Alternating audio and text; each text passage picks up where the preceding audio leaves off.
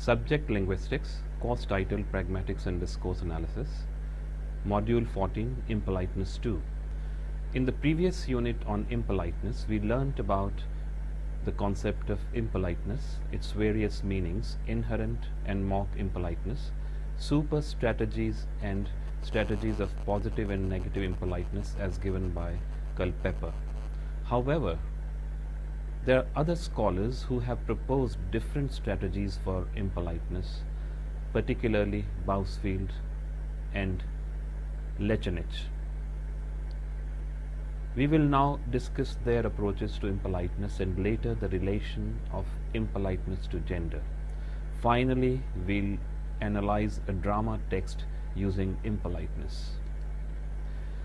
Lechenich's views are based on the use of aggravating language that damage the face of the addressee or hurt him or her, and like Culpeper, he too bases his work on Brown and Levinson's politeness theory. For him, behavior that is confrontational or offensive is impolite behavior. We will now discuss his super strategies of impoliteness as those that aggravate face threat to an individual. The first one is off-record impoliteness, which consists of ambiguous speech consisting of hints, insinuations, and irony. For instance, if you know that your friend has stolen your pen drive, you deliberately speak of your lost pen drive in front of her, hinting that someone known to you might have taken it. Bald on-record impoliteness is the second type, which includes direct statements that are face-threatening. For example, if you have guests at your house and you are sleeping, your mother might barge into your room shouting, "Get up." Such behavior is direct and forceful. Positive aggravation, that is, those super strategies that indicate that the hearer is not appreciated or does not belong to a group, causing positive face damage. For example, screaming at your child for breaking a cup when guests have arrived at your place for tea. Negative aggravation, that is, those that attack the addressee's negative face or their freedom to act. For instance, forbidding a child to watch television at night. It's important to note that Lechenich uses the term aggravation and not impoliteness to indicate a greater extent of face damage done to the hearer. Lechenich even discusses several output strategies, like Culpeper calling them strategies for positive and negative aggravation. We will discuss those that are not found in Culpeper's model. Even here, he retains the term aggravation instead of impoliteness. The strategies for positive aggravation include the following: the strategy to convey to the hearer that he or his things are not liked, such as criticizing the hearer's dressing sense or belief system, offending his sensibilities or beliefs and wishing them ill. For instance, hoping that some work the hearer is doing does not fare well, or openly insulting someone's religious views. The next strategy refers to the act of disclaiming commonly held opinions. For example, in a discussion about a product, say a washing machine that is known to be cheap and inefficient, the speaker claims the opposite only to slight the hearer. Then, ignoring and interrupting the hearer when they speak is another strategy of positive aggravation, which sends a clear message that the hearer is unwanted or is held in low opinion. The next one is to be totally disinterested in what the hearer is doing. For example, if your friend bakes a cake for you at your birthday and you show no interest in her efforts, your behavior will be classified as positive aggravation. The next one includes two sub-strategies, that is, don't give what the hearer wants or ask for something from him or her. For example, not lending your notes to a classmate when he needs it is the first case. Asking for the notes of your classmate just before the examination is the second case. All these strategies of positive aggravation indicate that the hearer is not liked or wanted. We will now discuss the strategies for negative aggravation, that is, those that impinge on the hearer's sense of freedom. These include to show one's ability and wish to force the hearer into doing or saying something. For instance, forcing your colleague or subordinate to complete a project even though they are ill. The next one is to emphasize one's power and status and the hearer's lack of power, something typically seen in board meetings in the professional context. To be indirect and talk like powerful people are the next two strategies. Talking like a powerful person can mean the use of soft, threatening voice to get one's work done, as depicted in the protagonist of the pulp fiction novel The Godfather by Mario Puzo. Questioning the hearer about personal, social, or professional activities can be face-threatening, as in asking about one's personal life or asking reasons for one's absence from work. The next strategy is to tease and bait him into action.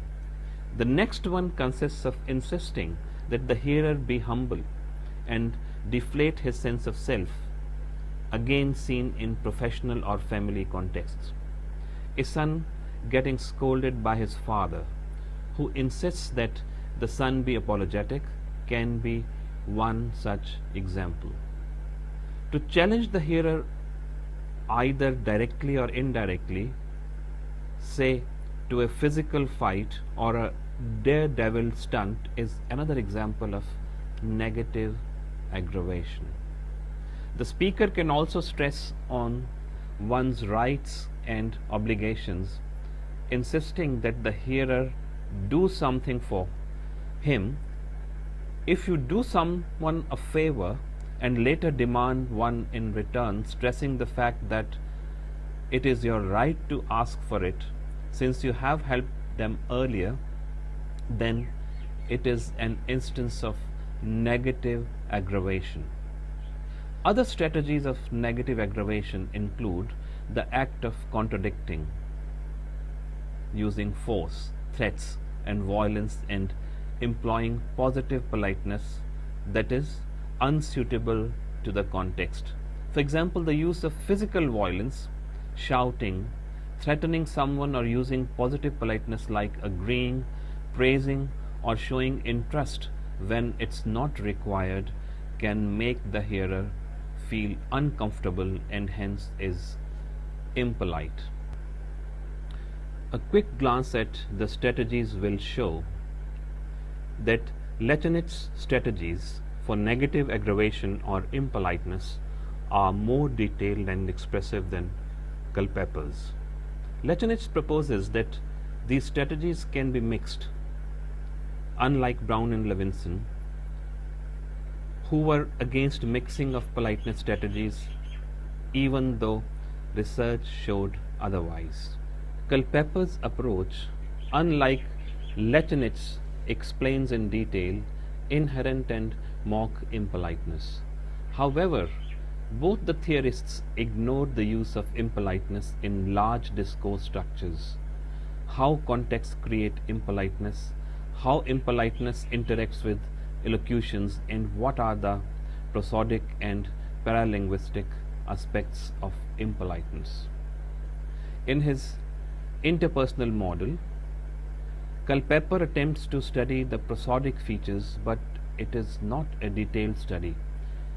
He does provide a context-based model affected by individuals' attitudes and the ways in which impoliteness interacts with implicature.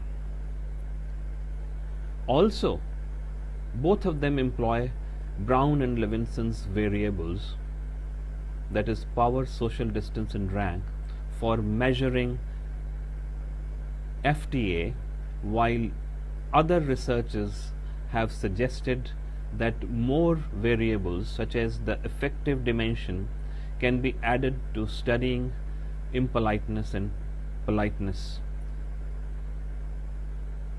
We will now discuss Bousfield's notion of impoliteness. For him, any form of behavior that is offensive, rude, and not expected in the context is impolite.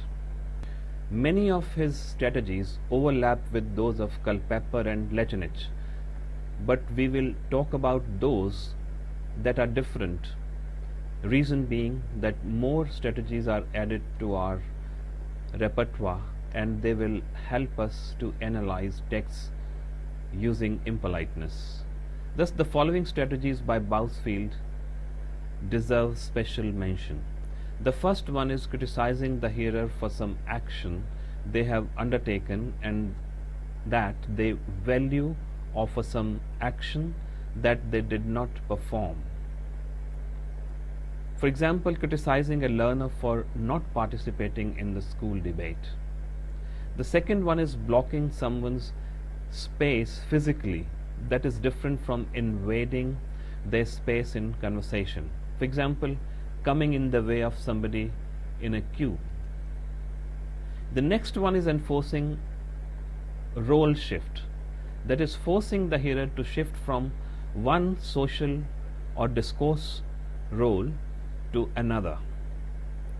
Bousfield gives an example from the show The Clampers, where the speaker forces the hearer, who is speaking in the role of the representative of the local council, to speak for himself and answer the speaker's questions like a private citizen.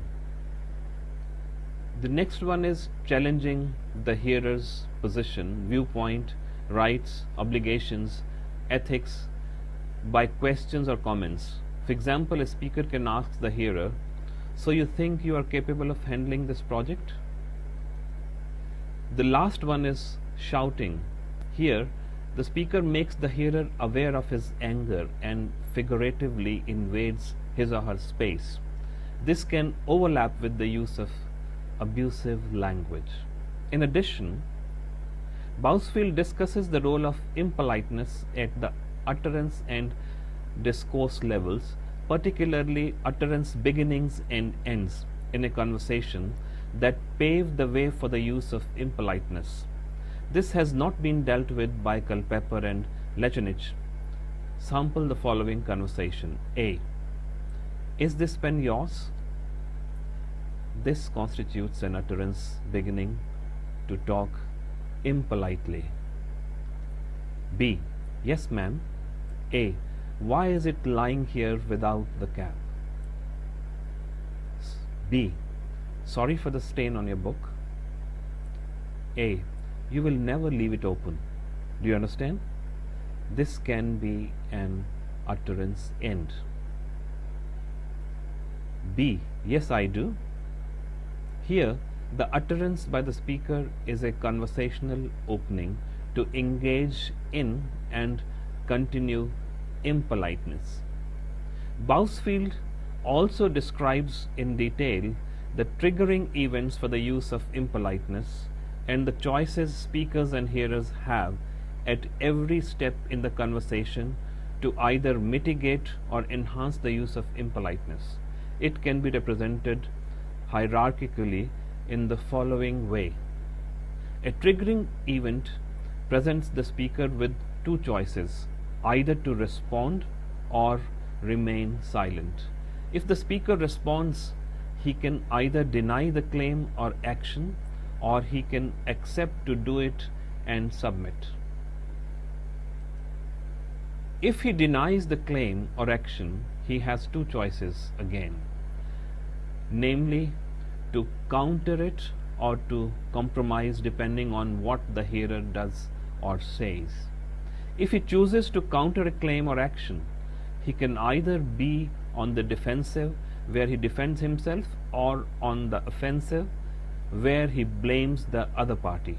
Such a detailed schematic presentation of impoliteness at the discourse level helps one to understand how impoliteness actually works in conversation, not just in isolated cases.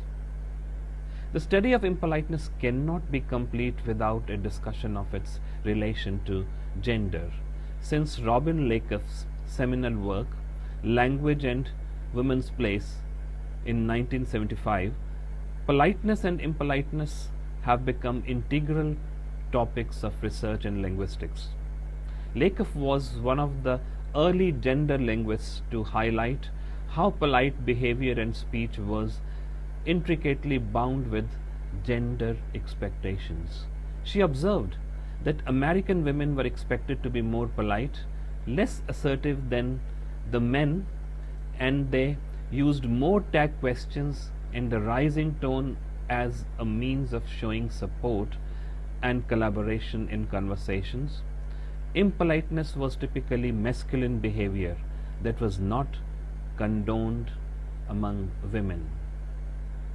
Although Lakoff's study was anecdotal and was based on generalizations of white American women, yet it provided great impetus to the study of gender and impoliteness.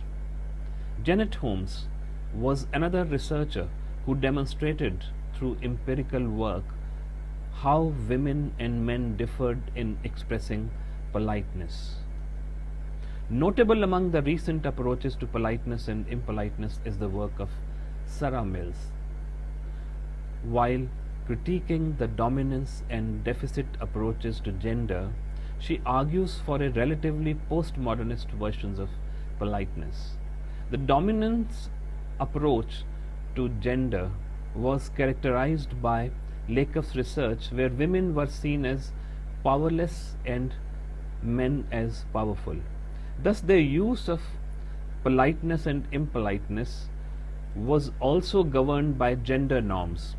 The difference approach was proposed by Deborah Tennant, who asserted that women and men differed in speech because of the difference in their subcultures. Mills argues that using the terms politeness and impoliteness oversimplifies the concepts, reducing them to a binary. It is better, she says, to talk of communities of practice where people talk and behave as part of social groups. Impoliteness was thus seen as a form of social practice, as something that is manifested through and in discourse. In Mill's work, ample attention is given to context and to the role of the hearer in judging whether the speaker is impolite or not. Unlike the earlier studies by Lakoff and Tennant that lacked the critical dimension of power, Mills argues that power is not intrinsic to the context or utterance, but is enacted through the speech of the participants. Often when hearers accuse the speakers of being impolite, it is because there are differences in the way they perceive power, status, familiarity, social roles, etc. A more recent analysis of impoliteness has been done by Louise Mullany in her research on the differences in men and women's talk in business meetings. Mullany, through detailed ethnographic and interview analysis, indicates how the women managers use assertive, direct, and impolite speech in business meetings, yet they are looked down upon by their male counterparts, reaffirming the reality of the glass ceiling in the professional spheres. As we can see, the relationship between gender and impoliteness is rich and complex, with work done in several areas. We will now analyze a small extract of a dramatic text using the strategies of impoliteness used by Culpeper, Lechenich, and Bousfield that we have studied so far. The extract is from Arthur Miller's play All My Sons, but before we proceed with the analysis, we'll read out the extract. The lines have been numbered for the sake of convenience. Anne enters from house. They say nothing, waiting for her to speak. 1. Anne. Why do you stay up? I'll tell you when he comes. 2. Keller rises, goes to her. You didn't eat supper, did you? To mother. Why don't you make her something? 3. Mother. Sure, I will. 4. Anne. Never mind, Kate. I'm all right. They're unable to speak to each other. There's something I want to tell you. She starts, then halts. I'm not going to do anything about it. 5. Mother. She's a good girl. To Keller. You see, she's a 6. Anne. I'll do nothing about Joe, but you're going to do something for me. Directly to mother. You made Chris feel guilty with me, whether you wanted to or not. You have crippled him. You understand me? I'm not going out of here alone. There's no life for me that way. I want you to set him free, and then I promise you everything will end, and we'll go away, and that's all. 7. Keller. You'll do that. You'll tell him. 8. Anne. I know what I'm asking, Kate. You had 2 sons, but you've only got 1 now. 9. Keller. You'll tell him. Anne. And you've got to say it to him so he knows you mean it. 11. Mother. My dear, if the boy was dead, it wouldn't depend on my words to make Chris know it. The night he gets into your bed, his heart will dry up, because he knows, and you know. To his dying day, he'll wait for his brother. No, my dear, no such thing. You're going in the morning, and you're going alone. That's your life. That's your lonely life. She goes to porch and starts in. 12. Anne. Larry's dead, Kate. 13. Mother. She stops. Don't speak to me. 14. Anne. I said he's dead. I know. He crashed off the coast of. 15. Mother. How did he die? You are lying to me. If you know, how did he die? 16. Anne. I loved him, you know. I loved him. Would I have looked at anyone else if I wasn't sure? That's enough for you. 17. Mother. Moving on her. What's enough for me? What are you talking about? She grasps Anne's wrists. 18. Anne. You're hurting my wrists. 19. Mother. What are you talking about? She stares at Anne a moment, then turns and goes to Keller. 24. Mother. As she sees Anne taking a letter from her pocket. What's that? 25. Anne. Sit down. Mother moves left to chair but does not sit. First, you've got to understand, when I came, I didn't have any idea that Joe. I had nothing against him or you. I thought I'll show it to you only if there's no other way to settle Larry in your mind. 26. Mother. Larry? Snatches letter from Anne's hand. 27. Anne. He wrote it to me just before he. Mother opens and begins to read letter. I'm not trying to hurt you, Kate. You're making me do this. Remember, I've been so lonely, Kate. I can't live here alone again. A long, low moan comes from Mother's throat as she reads. You made me show it to you. You wouldn't believe me. I told you 100 times. Why wouldn't you believe me? 28. Mother. Oh my God. 29. N. With pity and fear. Kate, please, please. 30. Mother. My God, my God. 32. N. Kate dear, I'm so sorry, I'm so sorry.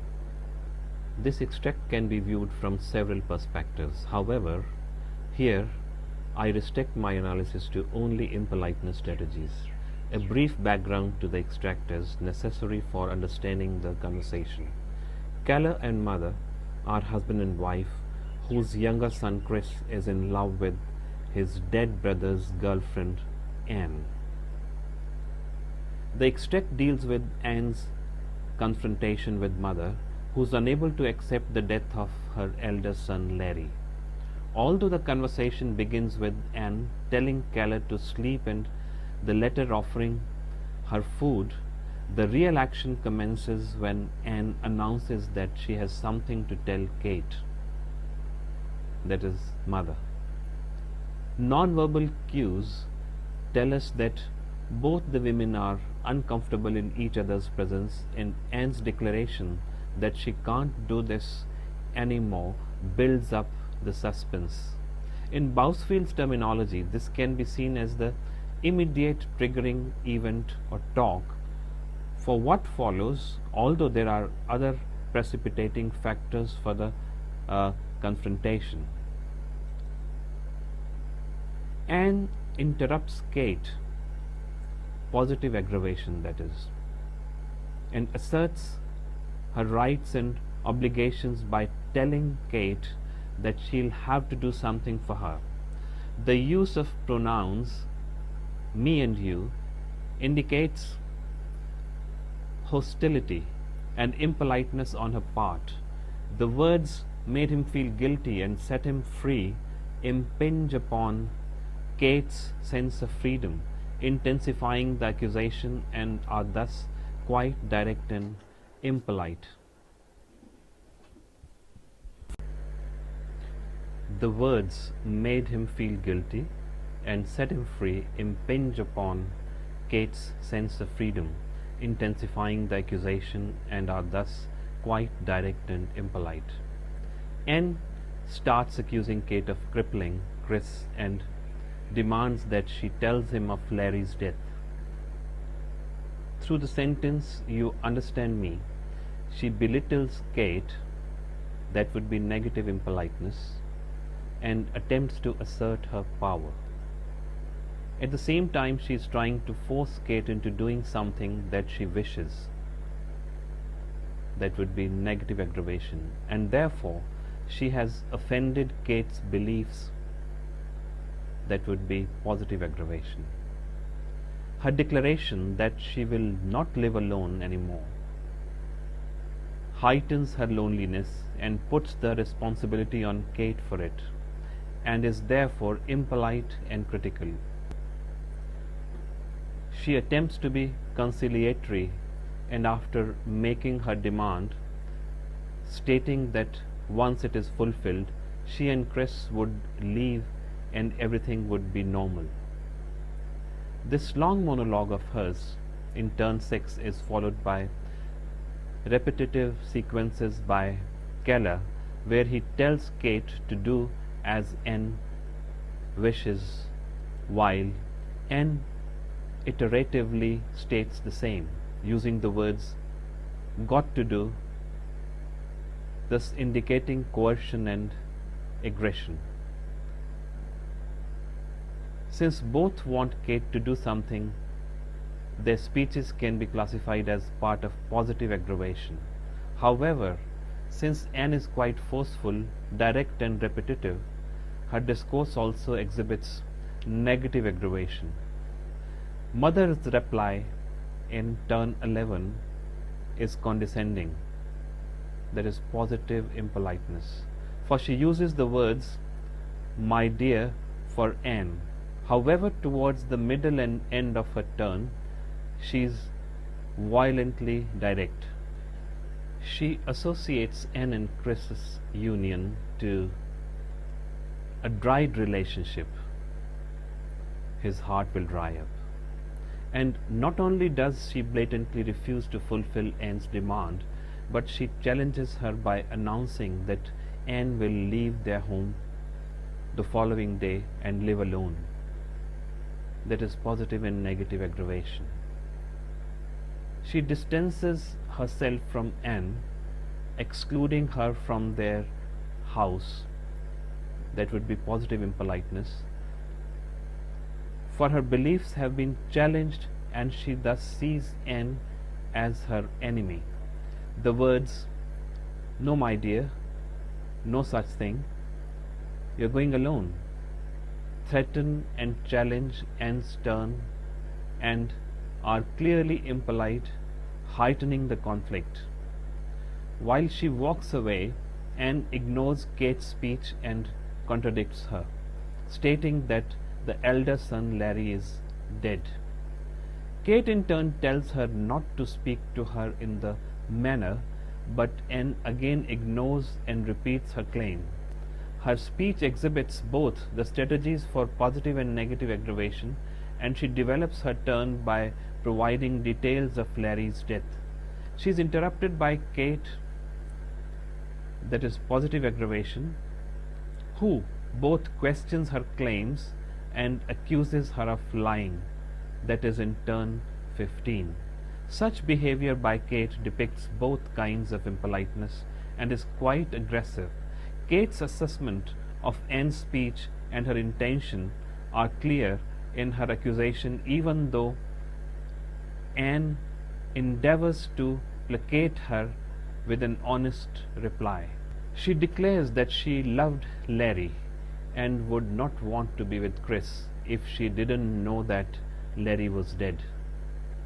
Her twice repetition of love shows her sincerity, yet her statement, that's enough for you, is her way of asserting power as she tries to withhold the details of Larry's death from Kate.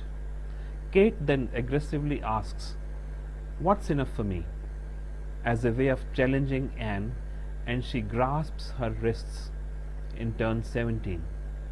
Such display of physical and verbal violence is clearly a part of negative impoliteness, as Kate invades Anne's physical space, literally and figuratively.